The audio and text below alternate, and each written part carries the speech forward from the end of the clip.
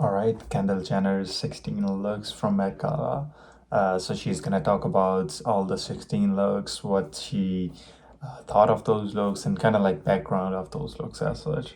I'm excited about this one because I haven't seen any of her looks in Met Gala, not gonna lie. But this would give me an overview of her looks, like what type of uh, articles she wore and from which designers. It would be interesting. All right, let's get into it. Stop. Life and looks with Kendall Jenner. Hey guys, it's Kendall Jenner, and this is my life and looks, and I'm really nervous because I don't know what's in here.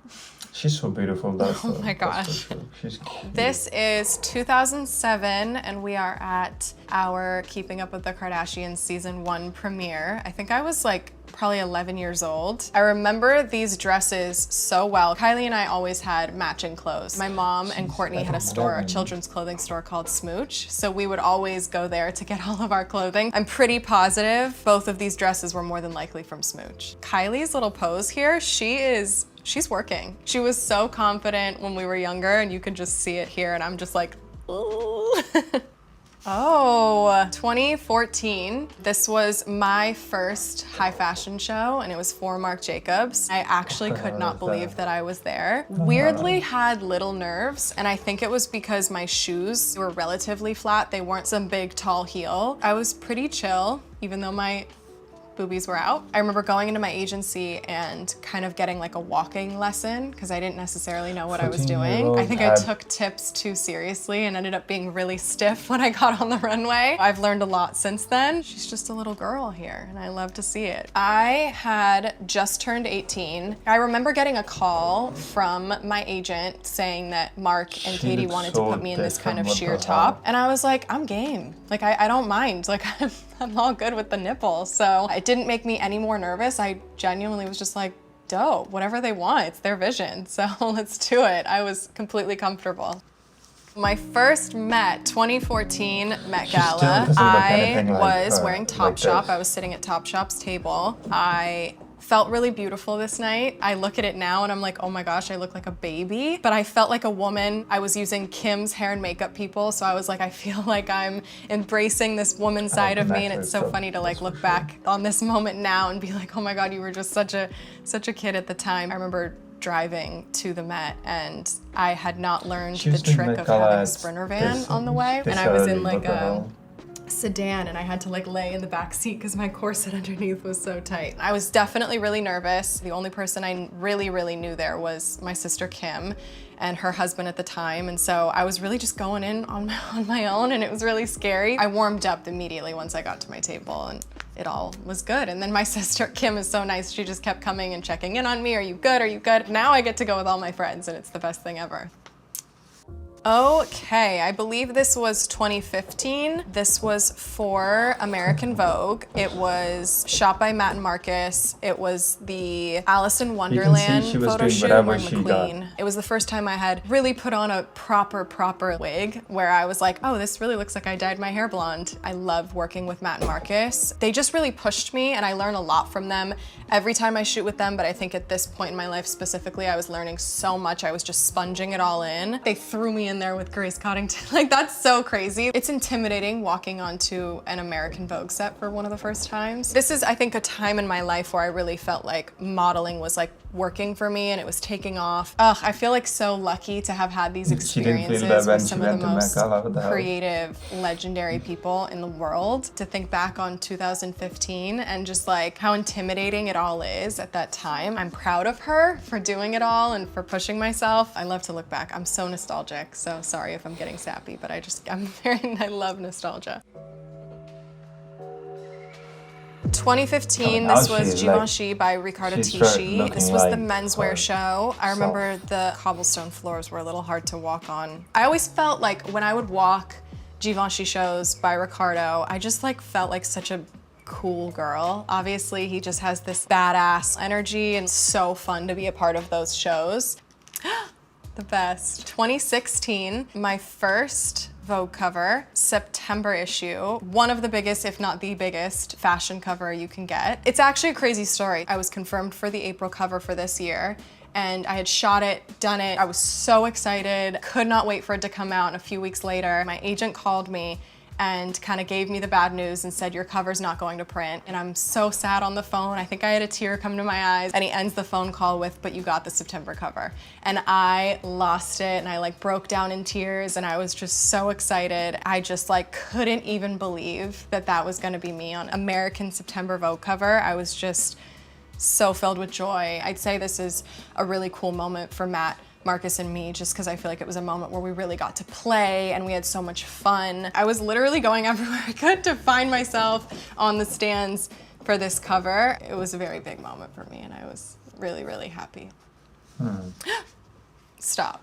This was Coachella 2016. This was the vibe at the time, okay? You need to understand. Would I wear this now to Coachella or anywhere? I don't think so. But you know what? I was feeling myself then, and that's okay. The necklace is crazy. That's all I have to say about this. Like, we can move on.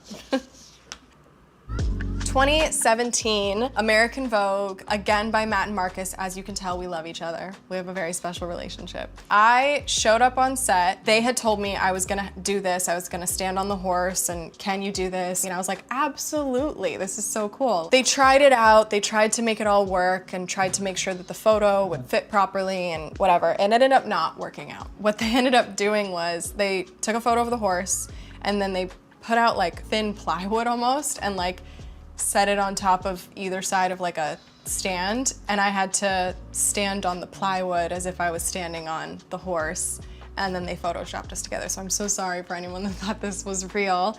We wish it was, and we tried. It didn't end up happening, to be real. V at the Met, this was 2018. I loved this Met. Virgil had just announced that he was going to be with Louis Vuitton. So he was in Louis Vuitton and I was in Off-White. We worked together really heavily on creating this look for me. Most of our conversations were over FaceTime, but you never felt like there was a disconnect. He always was putting all of his energy into it. So you always felt really comfortable and like safe in his arms in a way. My outfit specifically, I remember we went back and forth. We kind of loved the deconstructed, very raw feeling look. And we kind of both decided that it's Off-White and it was me, and I'm a tomboy at heart. And it just felt like it fit both of us so well for me to be in pants, but to have the little train on the pant. We just had all these special Virgil touches that felt very much like both of us. I met Virgil through Kim and Kanye. We walked down the aisle together for Kim and Kanye's wedding, with Louis happening and then now him being at the Met and us being able to go together. I felt like I was part of a really cool moment for him, and that was such an honor.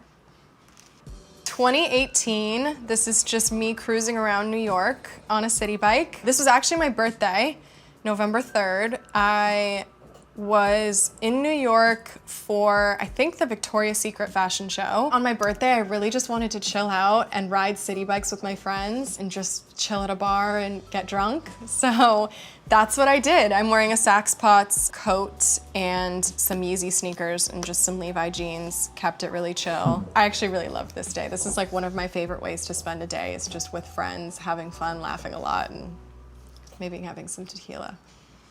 Yes, 2019 Met Gala, the theme was camp. It's actually a funny story. So Kylie had committed to going with Versace, and she came up to me one day and said, what if we just went together? Like, we haven't done the Met together, let's do it. And I was like, you're my sister, of course. Let's do it. Versace had already started doing sketches for Kylie, so there was already kind of a vibe there, and I was like, why don't we just riff off of kind of what you're going for? We had my sketches, and I think originally it was just the dress with a bit of feathers at the bottom, and that was pretty much it. The day before the Met, Kylie and I tried our looks on, and she had hers pretty much all dialed in, and I hadn't really felt like I was there yet. My stylist at the time and I, Marnie, she went in and just drew the feathers out and said, Versace, can you make this happen overnight? And they did, and they executed, and they did such a good job. You would have never thought that this wing that I had on was made literally overnight with the amount of detail that they had put into it, and it turned out great. My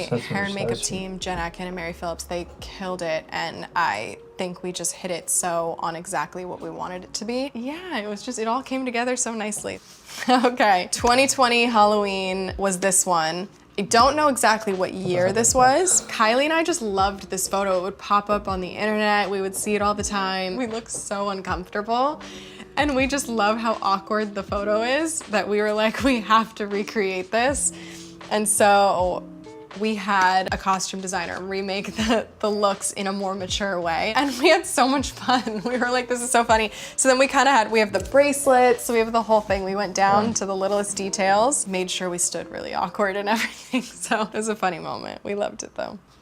September Met Gala. This was Givenchy by Matt Williams. Matt Williams was my date. One of my idols, biggest inspirations is Audrey Hepburn. She always wore Givenchy. That was her thing in most of her movies and just anywhere she really went, she was in Givenchy. I was like, let's do our version of something that maybe she's worn. And we pulled a whole mood board together. We probably picked our top 3 or 4 favorites from Audrey, sent them over to Matt, and he went to work with all of his sketches and came back with a couple different options, and it just turned out perfectly. It was extremely heavy.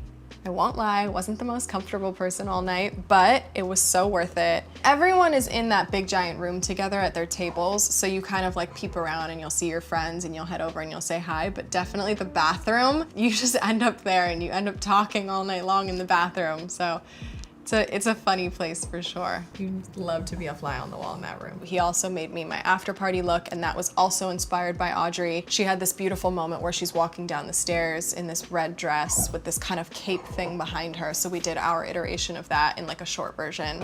And he made it really practical for me because it had this big puff and like a cape on the back. And we made it so it buttoned on. So once I got into the party and I wasn't annoying for everyone to walk around, we just popped it right off and it was perfect. It went into my car. This was the Prada show, my first time walking Prada, working with Prada. They made my hair red, which was really cool. I was really excited about it. I was really nervous about it, like very much so damaging my hair because the blonde did, and this did not. My hair was very well preserved. It was such a fun change, a fun moment, and I loved my outfit. This coat, I mean, come on, is so good. It's Prada. It's great, obviously.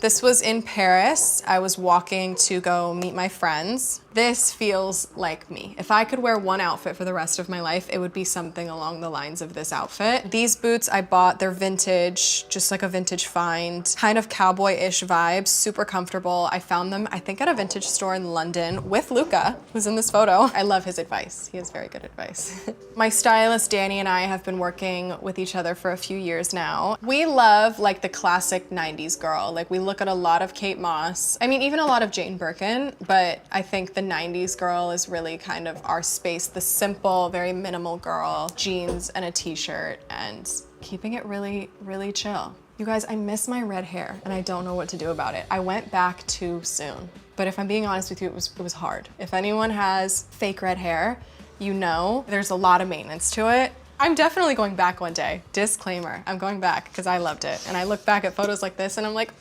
I miss it. So whatever. 2022, once again, this is in Portofino. We were there for my sister's wedding. I am in original vintage Dolce & Gabbana, head to toe. A version of this was worn by Monica Bellucci in 1997 at the Cannes Film Festival. So I felt super honored to be able to wear it. And it was just so cool. I loved this look. It just felt like it fit me and I was really comfortable. The material was super stretchy and comfy. We did not match on purpose. It just happened. We just walked out and we were like, this is great. I think so much of evolving in the fashion industry is really just like, I think people look best in what they feel most comfortable in and what feels the most like you. So I think, you know, within this book, what I see the most, at least because I'm looking at myself, is just my comfort level and me just evolving into myself. I look back at even just like the first little girl that we saw and how uncomfortable she was, even to the girl in 2014 at the Met Gala, and still just how uncomfortable she is. And then coming into this girl who's just like a lot more. I've like found myself as a woman. I'm a lot more comfortable with myself. I have so much work that has to be done for sure. I am not perfect, nor am I ever going to be. It's cool to see. And that is it. That was my life and looks. Thank you guys so much for watching. I love you guys. I love you, Vogue. Damn. Yeah. I hope you enjoyed. Looks. Jeez. especially the last couple. Yeah, those were nice, especially Dolce and the Givenchy one. Oh, that was good. That was really, really, really good. But she's beautiful. She's definitely, I would say, amongst all the supermodels, she's probably my favorite. She's beautiful, and because she has that minimalistic type of look, right?